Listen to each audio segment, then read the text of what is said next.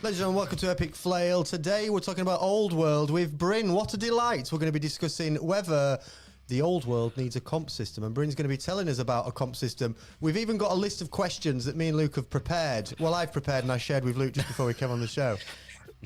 Yeah, thanks for that. That Luke prepared in advance. Yeah. Luke's a very organised man. Thank you, Luke, for joining us on the show. Good to see you, my friend, and good to see you, Bryn.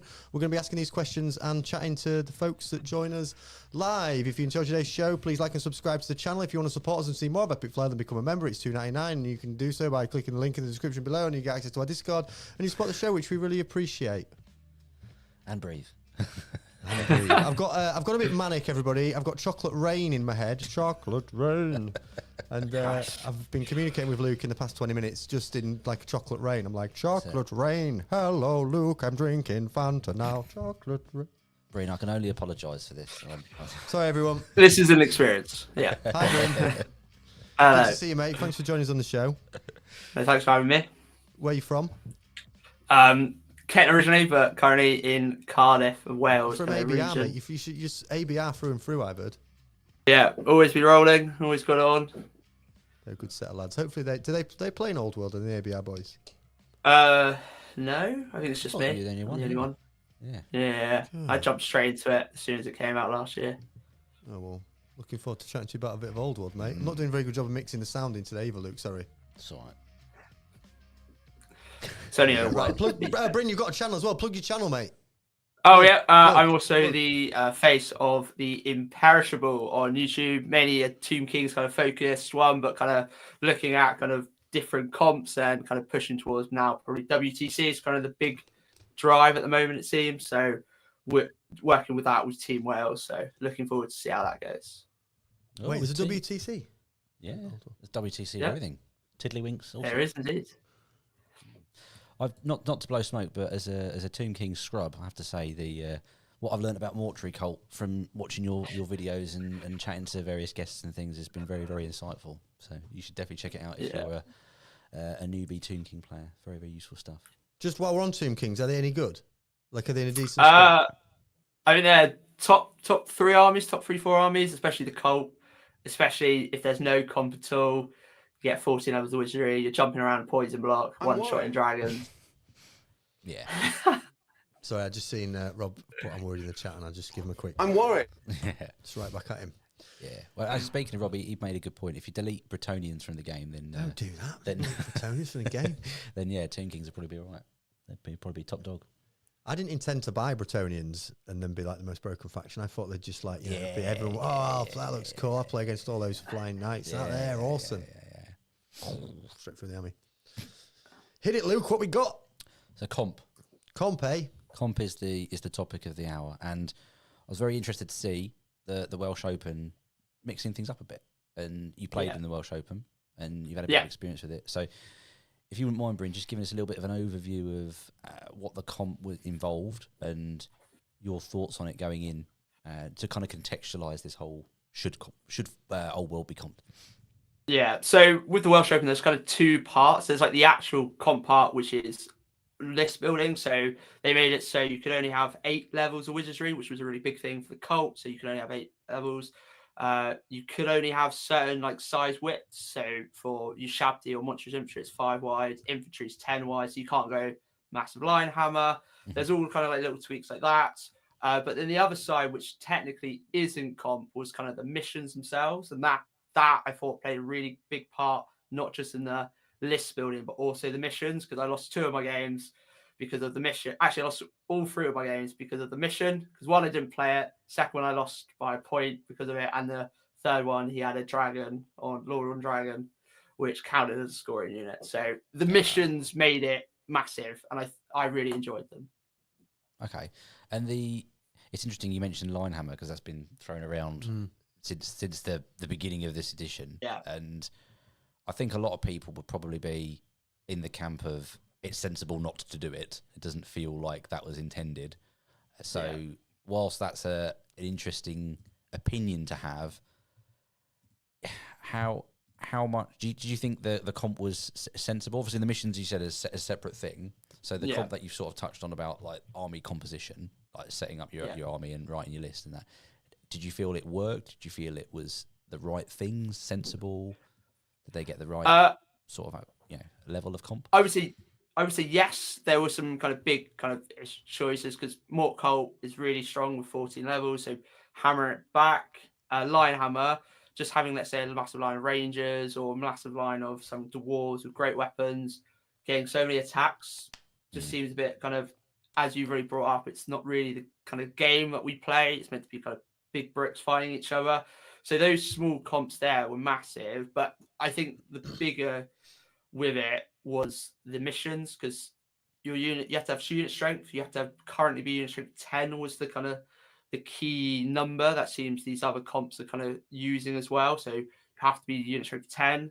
This did bring in a Chaos Lord and Dragon. So basically, I think 6 of the 7 Chaos lists all had Chaos Lord and Dragon because they're all scoring piece. So you just play the same game, but it scores. But I think there's definitely call for this kind of comp and it being bigger or potentially less. For my instance, I think the levels of wizardry was good because it's a bit oppressive and boring for your opponent. Just sitting me watching roll 14 spells a turn. Yeah. But I think maybe 9 levels would have been good because then it doesn't completely neuter the cult. Well, Okay. I say neuter. Who's coming up with it? Who's like designing the comp? Is it just like an element of the community who are doing this sort of thing and always have done? Yeah, so it's more kind of the Ninth Agers who have basically been playing fantasy since the Ninth Agers. Even when it that days. That sounds like a cult. So it's that kind of Ninth Agers is kind of like in between 8th and now. So when 8th died, people wanted to carry on. They added it, changed it, basically created a new game using the same kind of models and core concepts. And in that was kind of your missions and also your comp wise to it. Got you. Okay, mate. Liam says it's like a cult in China. Yeah. I mean, they were fighting a good fight. You know, the old world was literally blown up, and the people that wanted to play square base, rank and flank, were die hard, were like picking up the pieces and trying to make a game out of it. Yeah, so fair enough. Yeah, it's that crowd. I bet they all dress up. Do you know what I mean? No offense. No, I'm sure they're cool, but like I imagine it's a crowd of people that like they're wearing hats. I think you might have offended quite a lot of the current old world, is there? Nothing new. Like, no, I'm only joking. There's nothing wrong with dressing up anyway. I think dressing up's cool. I'm worried. So you mentioned like the wizard levels and that. Do you feel it actually impacted the meta? Actually made a difference to what people were bringing? Because I'm hearing that there were a lot of dragons still, and that doesn't feel like it necessarily shifted many needles in that respect. You still saw some lists you would have expected to see at any given tournament. Yeah. So I think, and I spoke to Ollie, a guy who's made it, and the reason why I brought in this wizard level was because he played my cult. He hated playing less than 14 spells. I thought it was just a bit oppressive. So the idea of the comp is great, but as you said, it's only stopped certain armies where if you have a look at Chaos, they're still allowed their Chaos and Dragon, and they're also allowed their level 4. That's amazing. So they haven't been affected by it. Bretonia didn't get touched by basically any part of the comp at all. Why? So, how come? Because like the Old World show we did the other day, Michael and Tim were telling me how strong Bretonia are. How come they've not been tickled by it? It's because nothing that they do is like one certain thing. So the cult is all about magic. So you can easily comp that. You can comp it potentially more extreme, like the Germans have. They've got the German comp, so you're only allowed 1 unit of Pegasus Knights per 1,000, or like certain things that they make flying characters can't take magic weapons, which in my opinion, or magic items, is too far of a comp. Yep. But like the things that Ollie did, it didn't actually change Bretonia, but they weren't very popular, I think, and they didn't do the best in the game. I think they did get 3rd, but other than that, they weren't very high up in the rankings. Well, they're not playing very well with the missions set up then. Did that hinder? I think that does, because certain of the missions where you can't be in skirmish formation to play them, you have to be unit strength 10. So getting certain things unit strength 10, it's quite hard to do that with how Brett's want to play with the peg spam, because you only have to kill like 1 or 2 pegs and they're not a scoring unit. So you can kind of play against it. And I think Ollie didn't use set terrain like we see with the square base terrain format. He basically set that up on Saturday morning. I was like, just play. So some games could be vastly open, some games could be a lot more closed. So it was a kind of a difference in that regard. So this is really interesting because this is touching on a few things that I find come up in the should you have comp, should you not have comp debate, which is if you put some comp in, it might not do enough, or it might just move a problem, or it might not even address something like Bretonians in the way that other people might feel. And then you go too far the other way with like you can't have magic items and this, and then all of a sudden you find you've got this massive like shopping list of stuff that is maybe just where's the line between someone's opinion on how the game should be played and what actually is healthy for the game, which is a challenge. I mean, where do you sort of sit on that side of things? Do you think we should even bother with the comp system? Like, not the mission size. I think the missions is a separate thing. I think that makes it interesting for a different reason. But like, just the composition side of it. Do you think we should not even bother, just keep it out of the book, or do you think there's a balance to be struck? I'm kind of like a 50-50 camp at the moment. One side of me is thinking no, because we haven't got everything yet. Not everyone's got their Arcane Journal, and there's a talk about Warhammer 1.5 coming out in summer, where it's going to be like a bit of a refresh by GW and seeing what they support. And we've seen with Thrones of Skulls, they've got their own comp. So in my mind, I'm like, should we just hold off on that? But then also on the other side of comp, I do think there are certain builds which are oppressive. If you look at every kind of key Chaos list before Pash went with kind of his Chaos Knights bus, it was a Chaos Sword and Dragon at level 4. I don't want to stop someone taking a Chaos Sword and Dragon, because if they want to take it, they should be able to at 2000. So my comp would be kind of pushing towards 33% for Heroes and Lords. So you can still take the oppressive dragon, but you can't also have the overpowered level 4 that stops any magic phase. And that also deals with stuff like Double Dragon, because the 500 point comp affects Chaos. Brilliant. Tomb Kings can still take a Double Dragon, because the max the dragon you can get for a Tomb Kings is 461. Right. So I can still take both my dragons without a problem. So the issue with comp is finding it something that either affects everyone or no one, because once again with the 500 point cap, it doesn't touch Bretonians, because their max is 360 with one of the best Flying Lords skirmishers about, where if you cap it to 33%, it does stop them having 3 of them or 2 of them and a wizards. Yeah, it's hard to get that one size fits all sort of answer without almost like feeling like you're targeting a faction, even though you kind of want to. The reason why you're doing it is because of a few guilty parties or some strong factions or strong particular unit types. Okay, that's so. For me, from comp side, I look at it from 40k, because that's where I came from. I could play competitive for that kind of thing, tournaments and all that, and teams. Is that if you look at 10th edition now, there's basically 0 comp.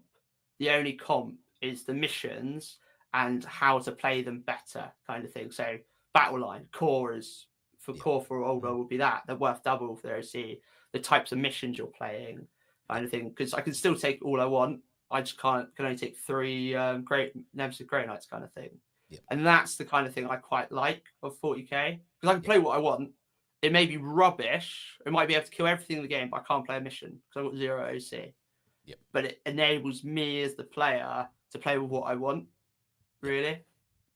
Yes. I think the obvious difference with 40k and Old World is you got a lot more updates and patches, points adjustments, whatever it might be. Lots of things changing quite quickly, which is its own subset of problems. But at least things that eventually get addressed. You go, okay, that faction was a bit strong. We'll change the wording here. We'll adjust this. And I think the one of the ones, Bully Boys, Orcs Bully Boys was pretty good when it first came out. We always talk Orcs again. Orcs again, yeah. Every week. If we do a show not about 40k, then going fucking Hawk. Yeah, just shoehorn it in just to upset Paul. Okay. Return to the Old World says, is the answer simply to make Pegasus Knights a flat 0-1, same for flying characters? And Liam said, I think to catch it, you need to sit down and look at what you want to achieve and then decide what you want to comp out or allow in, and it's a massive task. Yeah. Which seems fair. And Rob's saying he'd rather GW steps in. Yeah. And Pash is in the chat. I think it says name drop. Hello, Pash. Welcome, my friend. You've been mentioned twice now. 3 times because I've just said your name. Yeah, I'm going to jump on what Liam said. I think that's an astute thing, and I think back even to previous editions of 40k, and they had this Unbound where it's just like, hey, just play what you want to do. Oh yeah. But what they've done is there's a match play. I think just have a matched play and a more aggressively tuned matched play variant, and what you'll find is the people that want to play it how they want out the book will go, oh, there's a match play, and they'll continue to have fun and engage with the game what they want, and you're not taking anything away from those people. You say, yeah, do what you like, have fun, do the narrative side, whatever. Yeah. But then for little, Timmy going down the club for the first time, and little Timmy going down the club for the first time, and then getting absolutely smashed to bits because he's bought his fluffy list or whatever. Actually, you've got a more balanced parameters, and then you can do what Liam suggests, which is define what it is that you think is the problem, or what you want the matched play experience to be. I think a good thing is the idea is to have a wait and see what GW do, because when they first shipped it, it didn't seem like there's going to be a lot. It would be one FAQ every 6 months. Then we had it every 3 months at the moment. Let's talk about this 1.5. So it's seeing if this kind of snowball effect keeps going, where more people are playing it. We're getting bigger on the old world, because I even look at like the Warhammer store. We were in old world was in the extra bits or whatever, and now it was below Middle Earth. Now it's above Middle Earth. It's how is it going to be above Horus Heresy in the moment, and just show how much extra support you're getting. Obviously, it will never be like 40k. That's always been the main flagship. But can we see maybe a data slate once a year kind of thing, like an update to rules, and then maybe every 6 months we have a look at potentially points, but for the match play, not just for, as you say, little Timmy who just wants to have a fun with his big brick of Seaguard or whatever. I feel like GW, even though they're very fast moving in terms of their releases, like they release a lot and they're always doing something new. There's always like the new thing to get excited about. As much as they are that, they're also very kind of archaic and slow, aren't they? Yeah. And I imagine that like the decision makers at GW, although I'm sure they play the games, and they won't be like people that are averse to miniature gaming. I think they're sometimes a bit far removed from what's going on in the ground. I can just imagine a meeting where they're just kind of treating it a bit like Horus Heresy. Yeah. So they're like, oh yeah, we'll roll it out this additional game, and now like that community's forming. It's about kind of going back to Games Workshop almost, isn't it? And being like, I think you might need to step in. Like if you want to see this grow competitively, you might need to step in and give some support, because those days of old where comp was a thing in fantasy, GW just didn't want to accept that competitive play even existed then, did they? Yeah. They just hated the idea of competitive play. They were like, no, this is fluff, it's fun. Whereas now, like, it's a different vibe, isn't it? Yeah. Particularly in the 40k world. Absolutely. I mean, the very fact that matched play exists as a thing is a huge step towards recognising that people want to go and play competitively, even though it might be a fun thing, and they're not it's not a win at all costs kind of mentality, but it's just setting up that framework, isn't it, to be able to have because all of these games, no matter which ones you play, you got to have opponents that want similar things out of the game. That gives you the best experience, because if you I want to play a narrative game, and someone else wants to play a comp list, hyper competitive, then those two people are both going to have a miserable time because they want different things out of that experience.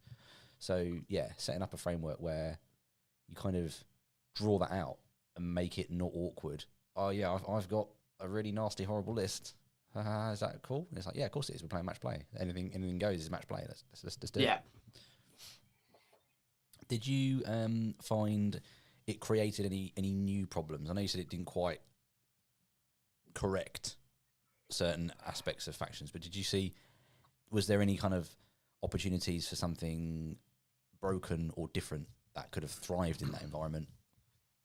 Not that I was aware of. Like the list I came up against, they were all slightly more different than I thought. So I played a guy called Jack in the final game, and he brought a level 4, level 3, and a Chaos Sword and Dragon, which I'd never thought about you potentially even getting, and it was all in the comp. So that was a new thing, and maybe he probably only looked at it because of what the comp and the mission pack was talking about. Yep. But like it did stop spam as well. The comp which was good, because I talk about Richie from Diary After Dark. He was going to run like 20 gyrocopters of all of these like scout gyrocopters. He did take 19 of them, but he had to have them instead of ambulance list. Air ambulance instead of list. having them as like singles or doubles, he had to have them in like 5s. So for like a shooting army, I just target the unit of 5. Okay, I wipe out 5 with the overkill instead of like this unit that could probably kill 2 has to shoot at 1 kind of thing. So it did have to consolidate certain spam.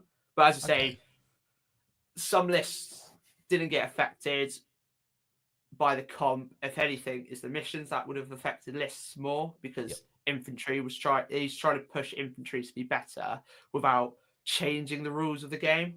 By just adding infantry, their unit strength 30 here, they're going to hold that mission because you've got to kill more of them to bring them down. Whereas 6 units of a 5-man unit of Pegmites is only 15, so it kind of can work out there. And did you think it created more competitive mindset or more narrative mindset, or is it just like any other tournament and it just didn't really have that sort of impact? I don't really know on that front, because when trying to make a list for it, at first I was annoyed. I wanted to take my 14 levels, but then it was trying to, okay, I've got to take out these 2 level 4s and have to bring in some other stuff.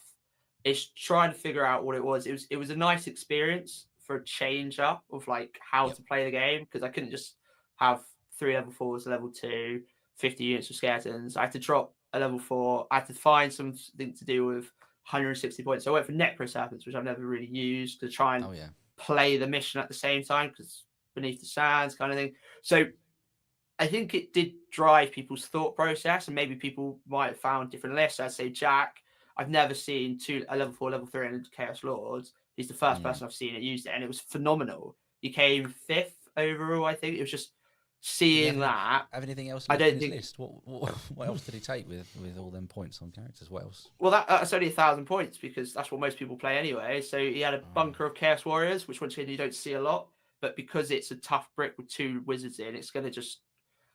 It's just a cannon thing, and then it's 2 gigantic spawns. You've got some fast.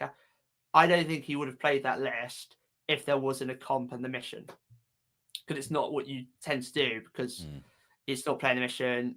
There's no comp. I just thought that shows. I think the comp and the mission did change people's armies lists and had to make them think, and then potentially probably made it even more competitive. Because I think that was if I was going to play Chaos, that's probably what I would look to do, because a Chaos Sword on its own is T6 3 up 5 up. It's still going to survive. It's still going to be strong. Was it the same mission every game, or is it like a rotating set? It was like 40k, where there's different missions, and certain missions benefited others. And I think the best missions were the progressive ones, where it was like, okay, one of them was hold 4 quarters. At the end of each of your turn, you get a point. So I played versus the Vampire Accounts player. He had 2 stuff that was unit strength 10. I sniped 2 models off it, and I was like, I don't care about them now. You can't score with those. And I've got a unit strength 10 hiding. It's running about. So I'm able to play with my pieces a bit better. The final mission was just get something in your opponent's deployment. So that's the end of game. If you're wiped your opponent, you're going to win the mission anyway. I like that style where even if I get wiped, I've killed some of his stuff, there's a good chance I'm going to win this game because I won that mission, because I played for it. Okay. That's cool.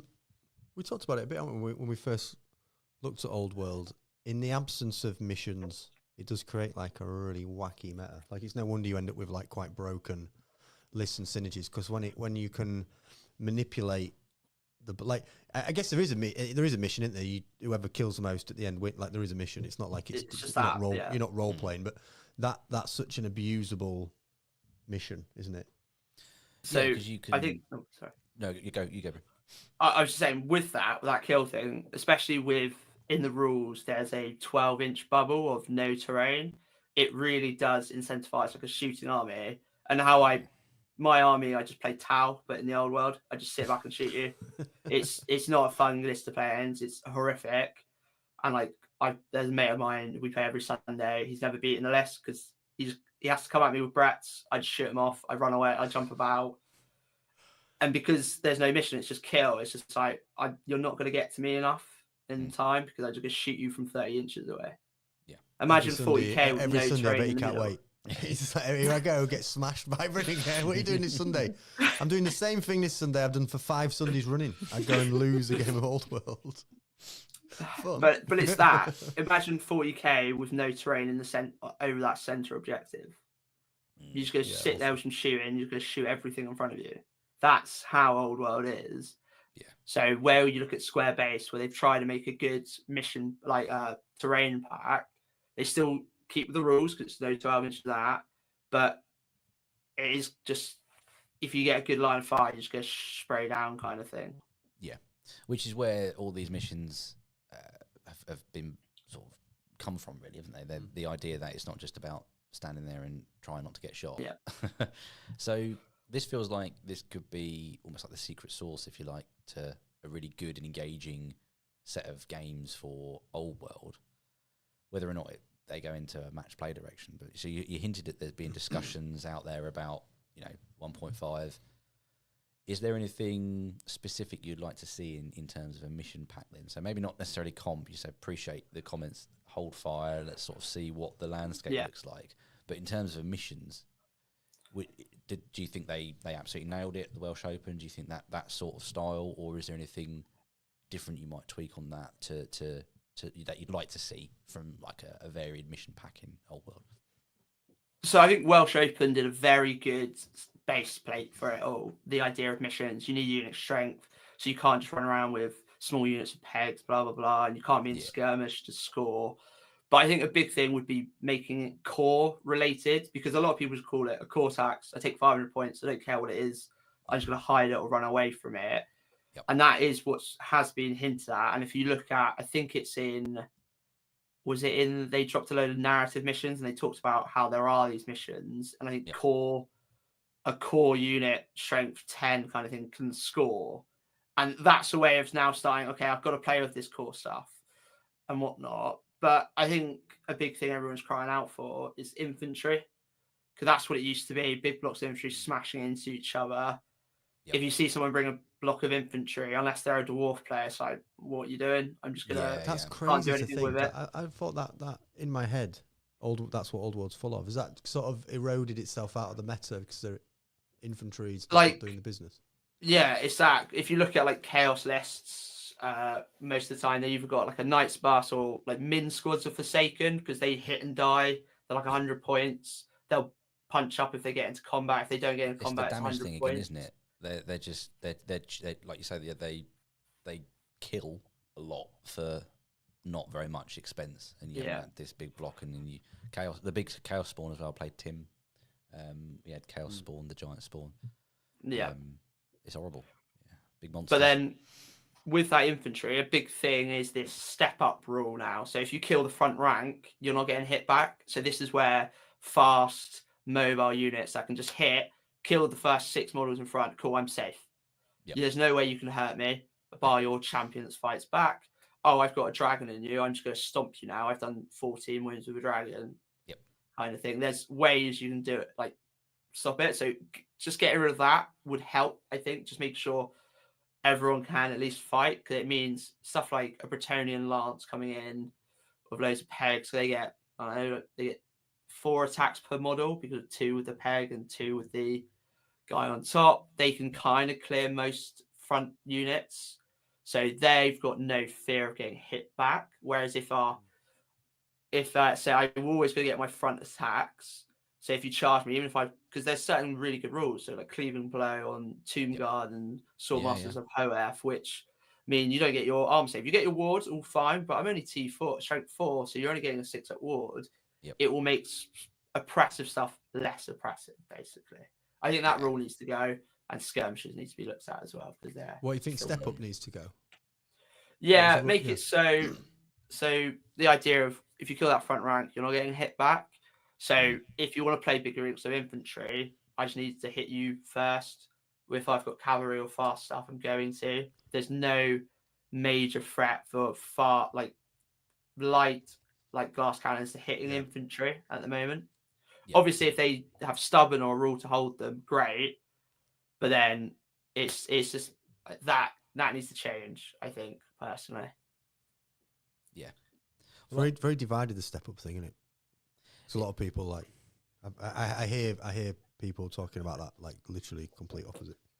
Yeah, I think it's interesting. It definitely makes infantry units more powerful to be able to actually hit back and not just be bogged down and wiped out slowly by these random cavalry units or whatever it might be. I quite like the idea of it being just taken out. I again, from a sort of TO perspective, I don't like anything which requires almost like admin and keeping track of, right, how many did I kill? How many can hit back? Yeah. It's like, it's okay, you've hit me, you've done your attacks, right, my turn back. I don't like layers to the game which add unnecessary steps and complexity. So from that point of view, I would be happy if it didn't exist, because it's just like, you've hit me, I hit you back. Who wins the combat resolution, and go from there, rather than, oh, okay. Yeah. Because like that warrior block without magic assistance is never going to charge anything. It's just going to sit there and be charged by something bigger. Yeah. Which is a shame, because they want to be getting there and punching stuff, don't they? Yeah, and it's like you see stuff like in the old like Swordmasters of Hoeth. They're such a cool model, really great. I started to make a high up army, and I'm like, I speak to some people like, how to make them good. You don't, because there are a lot of points. They're not on core. They don't get to fight back if they get hit. They've got high initiative, fair enough, but they're T3. They're quite weak in that regard. So it's a bit like, okay, great. Yeah, it's a tough sell, isn't it? And are people how people like reacting to the current meta then in the comp world? So we had like Tim and Michael on last week, and we had a fairly broad chat about where Old World is at, and they're definitely enjoying the game and really positive about it. Where's that sort of sharper edge of the spectrum at in terms of engagement and enjoyment from the competitive side? So I think it is really up there, and the big thing is there's been quite a lot of like evolving metas, even though that nothing has actually changed, by a few things getting added. So like the idea of like poison blocks, they were basically available since the start of the edition with Tomb Kings, but no one really used them until one guy used them. It's like, oh my goodness, this is amazing. It does 10 auto wounds every time, kind of thing. It can like one shot nearly like badly drawn dragons. So the comp side, like the competitive side, it's definitely going and pushing. Like we're seeing WCC being a big thing. So like Team Wales, we've got a game versus Team Ireland as a little friendly. Like Team England are kind of pushing themselves, kind of thing. So it's a big thing there, and I think with comp coming in, it will kind of evolve that and just keep it kind of going forwards, rather than just being stagnated and be like, okay, this is the best army, always play this kind of thing. Yeah. WTC, is it like a new WTC, or is it sort of just evolved from people playing like in between editions, old editions of it? Yeah, so it's a lot of the kind of ninth edge WTC. So it's run by a guy called Frederick, who's the German. He's like the chairman of WTC, and now he's helping around set up for Old World, which is in September in Germany. So like we've been given that, and we're kind of just pushing towards that. So apparently there's a big WTC missions team trying to make up some missions and comp that regard. But a lot of them are our team captain Ollie. He's thinking most of it's going to be probably pointless, all the work they're doing now, depending on what they drop in like June, like May, June time with this 1.5. So it's going there, and it's good to see that. I think it's happened quite quickly. Loads of people have kind of jumped on it. A lot of old heads are now coming back up to either help run it, play it, just kind of thing. So it's good to see that there's a lot of support, not just from like a narrative play as well. Right.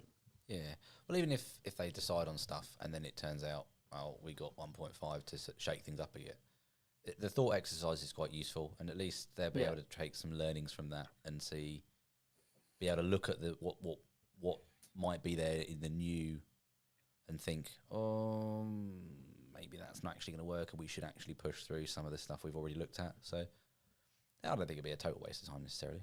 No, but yeah. It's good. I like that. The vibe I get whenever I see and hear people talk about Old World is just that they love the game. Like, it sounds really silly, but you don't always get that sort of joy in like something like 40k, like just as a comparison. People just seem to be happy to be playing the game, which is amazing. Even if there's opinions one way or the other about comp and what rules are and stuff like that. Yeah, so I obviously jumped on the bandwagon when it all came out. I played like a game of fantasy last summer, the summer before. But this was the greatest game ever. And then when Tomb King came out, I bought it and I was just like, I just felt like I was 10 again. I was like, I had these when apparently they were rubbish playing it. Like me and my mate were playing every Wednesday, learning the rules. I think having something new, which is thriving on something that we've all had before, is really great. Like we've setting up like intro games that even like once again old heads, and then also the key thing is there's quite a few new people who, as you say, came from 40k or have started just wargaming, they're seeing it and they're starting to like it. So it is really interesting, and as you say, it's fun, and it can be really fun if you play it how it's meant to be played. So big bricks chucking into each other with the odd big monster kind of thing. But like if you go the competitive route, it's still engaging, but it's more pushing towards like 40k, like skirmish fighting rather than let me at you. Yeah. Yeah, it's for sure. That I obviously I enjoy playing 40k and do play 40k, but like I just don't think it looks that good at the moment on the table. It's sort of like a bit messy, just very messy. L-shaped rooms everywhere. There's just things everywhere. Like there's just shit everywhere. Like there's no battle line. It's just chaos. Well, technically I know there's a battle line before Rob corrects me in the comments. but Old World, you go up and you're like, oh yeah, look, a fight. I mean, you can see. I was saying about this to Tim and Michael. You can see like flanks and. You can see a battle develop. It feels like you're having a proper rumble, and I think that's the loyalty that the system. Even cause I think back like when I used to play fantasy at uni, it was basically a complete broken mess. Like it was so stupid. Like some of the stuff you could do was just completely mad. Like units would just disappear on certain dice rolls. Like wood elves would just be annoying you. It was awful. There was some awful. It wasn't balanced at all. But it was great fun. Yeah. Oh yeah. Friday the 13th, love it. Yeah. But it was just hilarious, wasn't it? It was like almost like just a mad, chaotic. But you felt like you had a game. So I think that history of the game has brought that loyalty with people, where they, the 40k crowd are not very forgiving, are they? Something's broken, people get aggy. People get to Reddit fast and they get fired up because they've just spent so much money. Whereas Old World, I feel like the crowd and the community is a little bit more forgiving and mature with navigating some of this stuff. Yeah. I think. Yeah, definitely. I really like on the topic of like formed battle lines and the ebb and flow of a game. One of my favorite changes for the Old World was the pushing back of units. You lose a combat, but you don't just flee straight away. It's like you go back, and it's that learning curve when you first sort of experience and play games of that.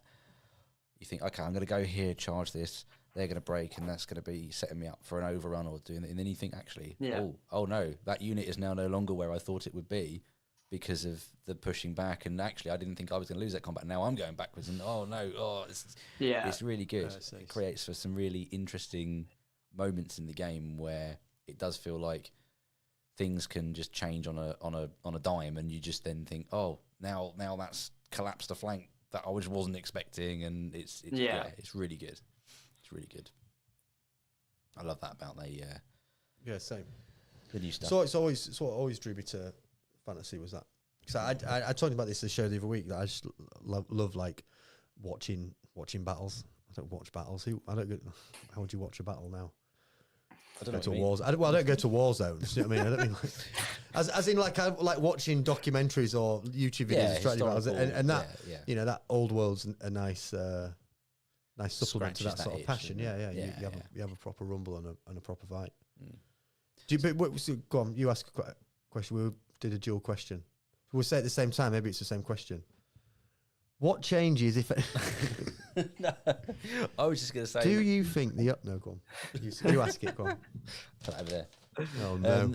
I was going to say with the 1.5. Is there anything you're really excited, like wish list time, or anything you would want to see out of it, other than obviously the missions and stuff? But like, is there anything specific? Looney's lost his mind with that comment. Old I World think would be better with a double turn. I could not think of a more offensive thing Mate. than a double turn. Honestly, as a Colt I player, have that lost- would destroy so many people. Yeah. I think that would be Obvious crazy. pain. oh my god, it makes me so angry. Ignore that comment. What were you going to say? So with the 1.5, I just think some core changes need to happen. So skirmishers are still a massive mess. Some of them are just a bit overpowered. So like, say, flying peg knights, gyrocopter spam, they can do what they want. Infantry being given more love in the sense of, because that's what we want to play. We want to play with, that's what the idea of it is, these big blocks. So giving them support, or so getting rid of that step up, potentially giving them like an extra 1 combat res, because a big way of stopping a dragon just mincing you is the challenge. You get your combat res, you draw it, and then win with the musician. Some units that don't have horde technically can't do that. They'll get to 6 and then they'll actually lose to the dragon. So certain ways to kind of stop that. But really, I just want to see GW give support. So I just want to see it.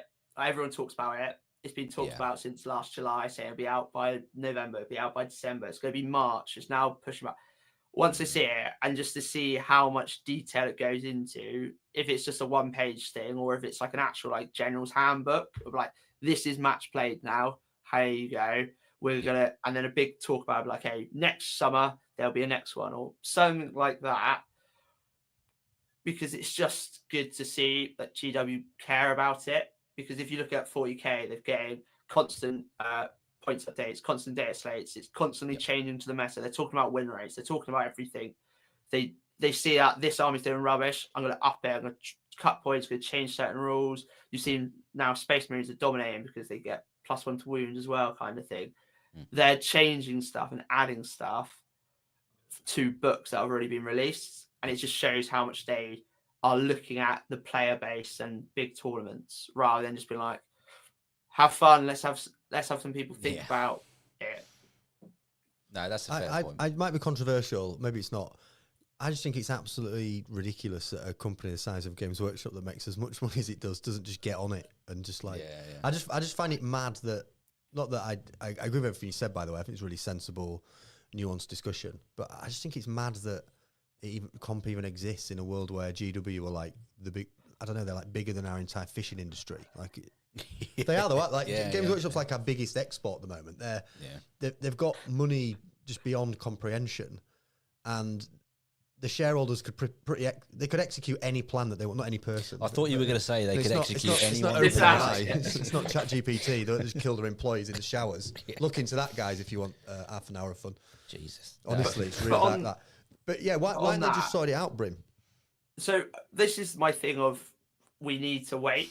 Because all this comp stuff is coming in from people who play 9th Age, who didn't get any support. They've comped it, they've changed it. Like 8th comp happened because GW didn't give any support, and they had to balance certain things by giving stuff certain points or negative points. Whereas GW, this is fresh to them. It's been out for a year, fair enough. We still haven't got all the armies. We need to. This is why I talked about the start. I just want to wait to see what GW do. If it's going to be, we're going to give it support now every year. We're going to keep FAQs every 3 months. The road plan, brilliant. If there isn't that, then it now needs to, okay, if we want this to become a competitive game, we now need to get the minds on it who dealt with Night and start making this comp. Yeah, fair. Looney, fair comment. Looking at the value of my GW shares, I want GW to change absolutely nothing about the business plan. The Paul plan. No, do this. Just wreck everyone's shares. Very fair comment. Fun. I've got some GW shares now. You've got what? You've bought GW shares? Yeah, slowly. Well, I want some GW shares. Buy some then. Buy some fractional shares. How many have you bought? Looney's got a fortune. I'm just putting a little bit every month now. I couldn't. I mean, I can't remember how much a GW share is now, but it is 14,200. Eh? 14,200 for a share. Is that real? What? Yeah. £14,200. Yeah. For one share. Wow. Luke's bought 10 shares. He's like, No, I just put a few. Luke sat there going like, I've I've bought too I've many shares. remortgaged. Yeah, it's like, I have to go home and be like, listen, love, you know that ISA we had? I might have taken the money out and I knew they were a lot. I didn't know they were that much. I might have had a mix-up. Well, they're one of like. Oh, no, he says pence. No, Looney says that's pence. It's pence. 140 quid. That's pence. Luke, for about 10 seconds quid. then. Yeah. That makes a lot more sense. Someone's on the phone. Oh, You've got to get off your GBP. phone now. Sorry. For about 10 Little seconds pig, then, Luke thought he was rich. I was just You were confused. like, I've got 10 shares. Yeah. I'm rich, I tell you. I didn't want to be like, Yeah, no, Bryn, that's not right. But I was thinking, wow, I knew they were a lot, but like, Yeah, we should get one. Like and subscribe. Buy shares. buy shares. Buy shares. Yeah, I thought it'd be good if every time you bought a codex, you got a couple of shares. That would be nice, wouldn't it? Yeah, I mean, at least it That's what I could. meant. It'd make a codex useful, wouldn't it? Rather than just being an absolute. You go buy the waste of code, time mate. there. Yeah, you Sat get the there code. doing nothing. The old world codex make me laugh. They're like pamphlets. Oh, Mm. they're Waste of great time. though. I like Yeah, mate, them. they're They're a great. pamphlet. I get stuff put through my letterbox with more content in those things every day by idiots that ignore the sign outside saying, "Don't put anything through me effing letterbox." I do like the What I fact mean? that you got more than one faction, like the hordes and the other one, where so if you've got a couple of factions, you don't it's in one. What the one thought? place. Yeah, but that was just a temporary thing, wasn't it, to get you to buy that? Yeah. Then they're going to roll them out the pamphlets. No, but the They're pamphlets like just 10 add on pages. and different it's play. expensive. And what I like about them is because they're so small and probably easy for them to create. There's a good chance that we're going to see another Tomb Kings one that looks at two different armies or an that'd army be cool. book, like a fight book that has dwarves and Tomb Kings versus each other. And here's two new ways to play rather than this is your codex. You're getting another one in 6 years' time. See you later. We've got to put a disclaimer on the shares chat quick. We could get in trouble. What do we have to say? Sure, we have to say something. We are not financial quick. advisors. This is not financial advice. Don't do anything with your money. Don't take risks that you can't afford. Don't take risks you can't afford. What's the phrase? Come on. I think Don't gamble. I think it's- We're not lawyers. this isn't financial advice. I am not a financial advisor. That's what We've it all is. got to say that There now. you go. Yeah. This is not financial advice. I'm not a financial advisor. I am not a Chocolate financial rain. advisor. I've been sat here thinking, do you think I could play Chocolate Rain on my phone to the roadcaster without anybody noticing? But No, don't do it. all right, Luke, I won't do it. Looney's got 20 shares. Looney's is going to be a millionaire. This time next year, he'll be a millionaire. You know? Looney, sponsor the channel. Just wait for him to start swearing. Go on, mate. Bryn, we appreciate you, my friend. Chatting about the No, thank old you. world on Epic Flail. What events you got coming up next? Always be rolling. Still ABR, but the only old world ABR. Where are you playing next? So there's a couple big ones coming up. So Black County GT in Walsall. That is once again kind of using what Ollie did with the Welsh Open with a few changes. There's a teams one that's also in the Walsall area that Team Wales is looking to send like 2 teams up. Nice. We've got some scrimmages versus like Ireland and England coming up kind of thing. And then my big one on the radar is WTC in September. So it's just working towards Nice. that basically. Try and make Looney a member. Watch this. Force him back into the... Here we go. Shots fired. Here we go. Oh, we get a picture of Tom Green pop up in his pants now. No, missed him again. Missed. Never mind. Unbelievable. Looney, you have to stay there. Where's Tom Green? Tom Green normally appears in his shorts. Anyway. Appreciate you chatting to us. Did you have any more questions? Or you threw your questions away? No, I was I threw because them I was away getting ideas by looking at them. in a fit of rage. No, I think we've covered everything off there. Your head's turned into a present. That was good. Anything else you want to Same to add, you. Bryn, on the comp debate? I obviously get what you're saying about let's wait and see. That's fair. That's all good. But anything else you want to add or weigh in on the thought? I just think if we go into comp, don't do major changes. So the idea of rather than don't add a comp that actually changes the rules. It's more probably looking at ways to build your army. So trying to get rid of problem child. So getting rid of peg spam, get rid of gyro spam, but don't change the rules now because it's still a developing game. GW still will change those or add the rules in. Yeah. If you're going to comp, I think it's more on the army building and mission play. Yeah. Right, I love this. Right at the end of the show, Colin Painting Adventure, which is a strong name, says, "What is comp?" Best thing you can do, Colin, my good friend, and we appreciate you joining the show, is just rewind live to the beginning of the video where we talk about what comp is. Yeah. And enjoy the show, because that's all we talk about. Yeah. But yeah, rather than us answer it, mate, we will send you back in time. What a comment. Enjoy your adventure. Colin's Painting Adventure, and you're going on an adventure now back to the beginning of the video, my friend. Bryn, thank you, mate. Do you want to sing Chocolate Rain as we close things out? Can you remember the words? Chocolate rain. Chocolate rain. Moving fast and moving quietly. Chocolate rain. I'm going to have to listen to this. I properly. think I could do like an hour show just talking about Chocolate Rain. Coming up next on Epic Flail, the Chocolate Rain Deep Dive. Stay tuned. The lore of it, everything about it. Might have to be a members show. Yeah. I think I've worked out what it's about. Anyway, I'm going manic. Bryn, thank you, mate. We appreciate you loads. Cheers for coming on the show. Quality, thank you. Thanks for folks that have joined us live. We appreciate you all. Like and subscribe and do all that jazz. Chat to us on the Discord if you're on the Discord. And most importantly, look after yourselves and each other. That's it. I've got nothing else to add. You want to say anything, Luke? Chocolate rain. Chocolate rain. Cheers, Bryn. Appreciate you, matey. Look after yourself. Nice Thanks, one, Bryn. folks. See you next time. Bye. Thanks, guys.